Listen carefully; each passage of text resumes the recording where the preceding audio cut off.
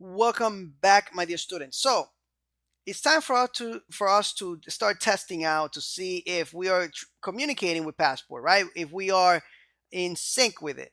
So what I want to do is I want to turn on our app, NodeMon app.js, make sure that everything is working, it's not breaking. That's great. Now here on top, and we're gonna take this to another file later on, guys, because we don't want this mess here. But I want to start testing things out. So there is a function that Passport has called use or this method. It's like a middleware, okay? And then we're gonna new up the local strategy here, and we're gonna pass on parameters. Now, since we are, and this went too far, okay? Since we are using for login, let's go back to the login. Let's just make this smaller here. Our login is not working. Don't tell me I did. Let me see what I did. Oh, that's because we have this code here that we have to comment out. There we go. So we don't have a username by default. Passport as of this video, the recording of this video, and this version is Passport 0.40 and Passport Local 1.00. As of this version, Passport still by default only authenticates the username, right? So we need to modify that. We need to modify so it authenticates the emails, okay? Remember, this is a pre-built code, so there's a lot of things that we have to, there are a couple of things that we have to override. So we can, and they provide this for us. And I looked it up in the documentation, which you can also find right here. If you look for, let's do Command F or Control F and do username.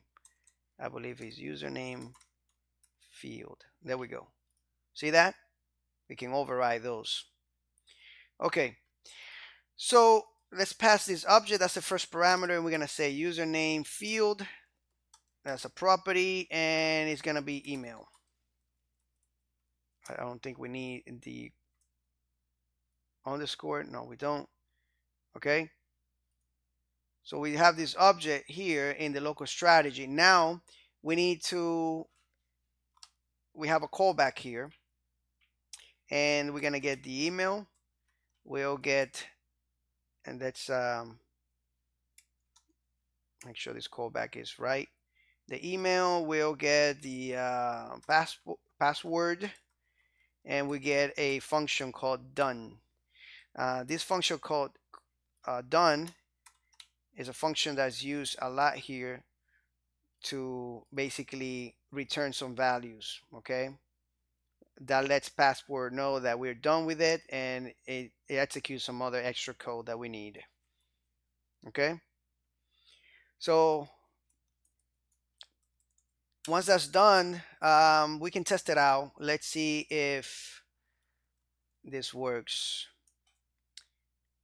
Console.log, and let's just test out the password, something like that. Let's see if it works. So we're gonna do a console log. Oh, something's going on here. Let's see. Email is not defined. Oh, that's because we need to put this in strings. There we go. That works. So once we go ahead and hit the submit here, this is what's going to happen. Let's go back to our routes and explain. This Passport authenticate is going to fired. It's going to do some things behind the scenes, and it's going to either redirect to admin, failure to redirect, or failure flash. So if it was successful, it's going to redirect here. If it fails, it's going to redirect here. And if it has some type of error, we're going to get a flash error. Now, we are not really doing anything yet, because what we got here is that we're hooking up into the local strategy, but we're still not going into the database and verifying the user there. So this is not doing anything yet, and we're still not even working with sessions. So right now, hang tight. I just want to see if we get some of the information from the form here.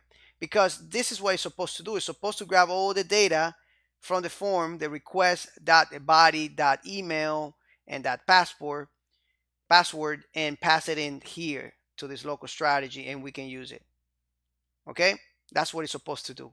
So I'm just gonna put Edwin Diaz at edwindiaz.com. Login is gonna stay hanging there, and we're supposed to see the password here. The password, as you can see, it says 123. We can also test it with the email just to make sure. Come back here. Edwin Diaz 123. Enter, and you can see that the emails is right here. Okay, guys, if you're not using a IDE like this one, I suggest Visual Studio. I probably told you that in the beginning of the course, just because the terminal is here. Okay. Anyway, so we are actually doing pretty good. Everything is working good.